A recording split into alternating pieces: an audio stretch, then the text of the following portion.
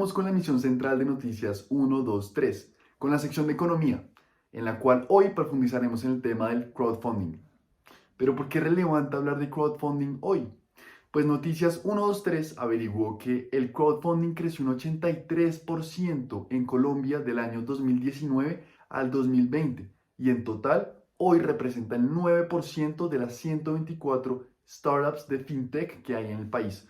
Además es un mercado que está creciendo exponencialmente en el mundo y según un documento de consulta del Ministerio de Hacienda, el saldo global de financiación de este mercado alcanzó un total de 34.400 millones de dólares en 2015, que es el doble de lo que alcanzó en el 2014. Igualmente, mientras en el 2012 existían únicamente 450 portales de crowdfunding activos en el mundo, hoy ya contamos con más de 2.000. Por esto el día de hoy consultaremos reporteros técnicos y expertos en este tema para ilustrarle a nuestros televidentes sobre qué es y cómo funciona el crowdfunding en Colombia. Por esto, en primer lugar, vamos con nuestro reportero David González desde Medellín, quien nos explicará qué es y cómo se define el crowdfunding en nuestro país. Buenas noches, Sebastián, muchas gracias. Bueno, en términos generales, el crowdfunding es un mecanismo de financiación colaborativa por medio del cual se busca financiar proyectos recogiendo pequeñas sumas de capital de distintos inversionistas con menos requisitos y menos costos también que otros mecanismos tradicionales. La conexión entre los proyectos y los inversionistas se hace generalmente a través de plataformas de Internet. Quiero aclarar que el crowdfunding tiene diferentes traducciones al español que dependen del tipo de causa o el proyecto que se busque financiar. No obstante, de manera general se utiliza únicamente el término de crowdfunding.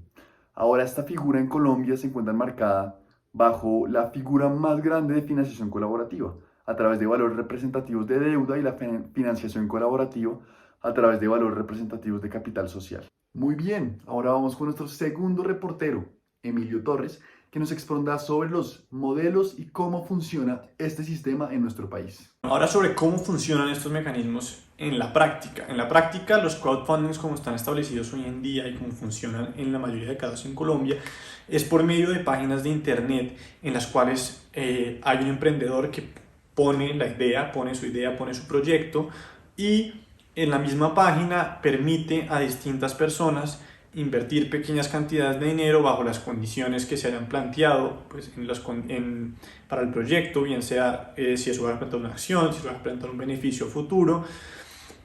Y de tal manera las personas acceden y empiezan a invertir en ese proyecto en el cual generalmente se pone una meta, un objetivo de dinero a alcanzar y al término de un periodo de tiempo, digamos, establecido, se revisa si se alcanzó la suma de dinero requerida, si se cumplieron todas las expectativas y en ese caso, digamos, se cierra la inversión, se hace el proyecto y ya pasamos a la etapa en la que las personas empiezan a sacar el beneficio a ese proyecto.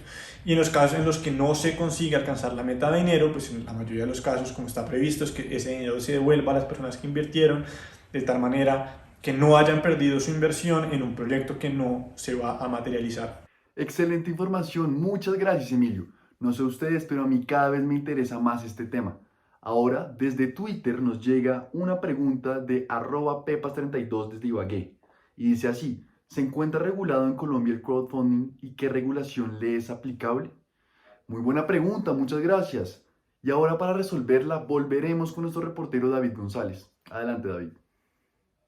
El crowdfunding se encuentra regulado en Colombia bajo las figuras de financiación colaborativa a través de valores representativos de deuda y la financiación colaborativa a través de valores representativos de capital social. No obstante, la regulación particular para esta materia se encuentra en el libro 41 del decreto 2555 de 2010, que es un libro adicionado por el decreto 1357 de 2018 en su artículo 1, donde se establecen los aspectos generales de la financiación colaborativa y la normativa sobre las modalidades y las entidades que pueden desarrollar esta actividad. También en ese mismo decreto, el 1357, el Ministerio de Hacienda y Crédito Público modificó la normativa relacionada con la actividad de financiación colaborativa. Sin embargo, cabe aclarar que a este tipo de mecanismos de financiación también les son aplicables de manera subsidiaria las distintas normas civiles, comerciales, financieras e incluso las constitucionales. Muy bien, y ahora, para complementar la respuesta, porque en Noticias 1, 2, 3 siempre nos gusta ir más allá, volveremos con Emilio, que nos dirá qué mecanismos y qué entidad se encarga de la regulación, control y vigilancia del crowdfunding. Esto le corresponde a la Superintendencia Financiera de Colombia en concordancia con el decreto 1357 de 2018.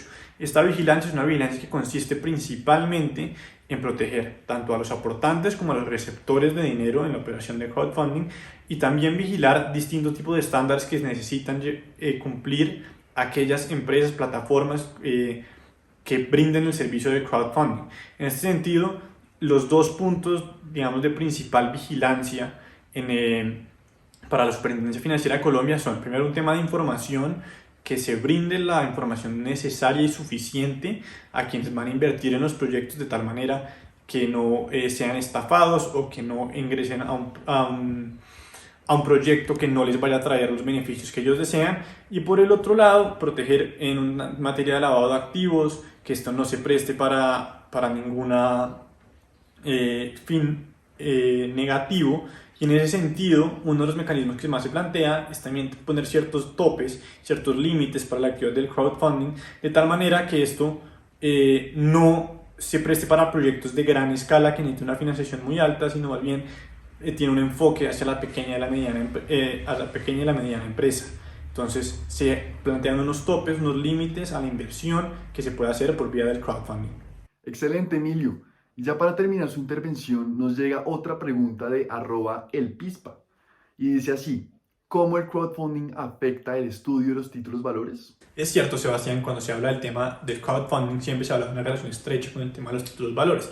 Y esto se da porque el crowdfunding se instrumentaliza por medio de bonos o por medio de acciones, los cuales ambos son títulos valores, dependiendo de si son representativos de capital en el caso de las acciones o si son representativos de deuda en los casos de los bonos. Esto es importante tenerlo en cuenta porque uno llegaría a pensar que le son aplicables al tema del crowdfunding y al tema de las acciones y los bonos en el tema del crowdfunding la normativa específica de estos títulos valores que está contenida más que todo en el Código de Comercio.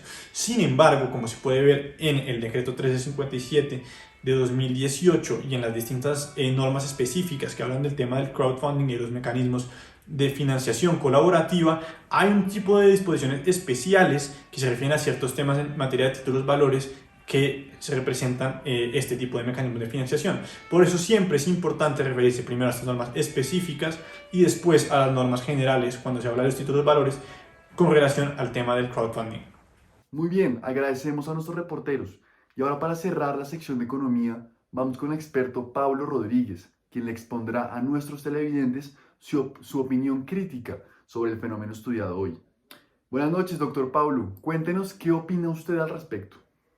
Muchas gracias por tenerme, Sebastián. Y sí, es verdad, este tema del crowdfunding tiene mucho que ver con el derecho y sirve mucho para ejemplificar una de las mayores problemáticas que se vive hoy en el mundo del derecho como consecuencia de los desarrollos tecnológicos. Y esto se da porque este tipo de mecanismos del crowdfunding que han sido posibles por desarrollos de innovación tecnológica tienen un problema, y es que son desarrollos que van mucho más rápido en el tema de tecnología que en el tema legislativo, en el tema legal. Entonces se crean vacíos legales bajo los cuales se empiezan a operar estas figuras, y eso hace que los usuarios entren en un tema de desprotección a la hora de hacer uso de estas medidas, porque no hay reglas claras sobre cómo se deben cumplir, quién los debe vigilar y cuáles son las reglas de juego. En ese sentido, avances legislativos como el decreto 1357-2018 son muy valiosos, porque de esta manera se puede seguir haciendo uso de estas figuras que son tan buenas y traen tantos beneficios para las personas en temas de simplificación de procesos, de reducción de costos y de acceso a la financiación, pero al mismo tiempo se puede hacer uso de estos mecanismos con una base legal fuerte que tenga unas reglas de juego claras y tenga un tema de vigilancia clara, de tal forma que las personas no queden desprotegidas ante los abusos y los problemas que se pueden generar por el mal uso de estas plataformas tecnológicas y estos desarrollos tecnológicos. Muy bien, con esta intervención cerramos la emisión central de Noticias 123. Esperamos que hayamos respondido sus preguntas y que hayan logrado un mayor entendimiento sobre el crowdfunding. Hasta mañana, que descansen.